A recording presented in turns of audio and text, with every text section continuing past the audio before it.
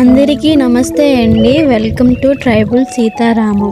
ఇక్కడ కనిపించే పచ్చి జీడి పిక్కలను మనకైతే ఒక ఫాలోవర్ ఆర్డర్ పెట్టుకున్నారండి. ఆ ఆర్డర్ కోసం అయితే మేమైతే ఇలా పచ్చి జీడి పిక్కల్ని కట్ చేసుకున్నామండి. కట్ చేసిన ఈ జీడి పిక్కల్ని మేమైతే ఈ విధంగా తీసుకుంటున్నామండి.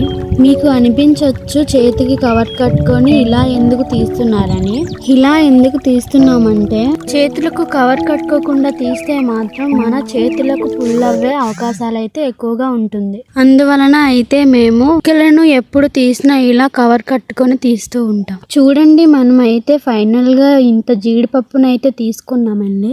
ఈ పచ్చి జీడిపప్పుని మనం అయితే పార్సల్ చేయడానికి ఈ కవర్ ని అయితే తీసుకున్నామండి. దీంతో పాటు మనకు కొంత తేనెను కూడా ఆర్డర్ పెట్టుకున్నారండి. నా చేతుల్లో కనిపిస్తుంది కదండి, ఇదేనండి తేనె బాటిల్.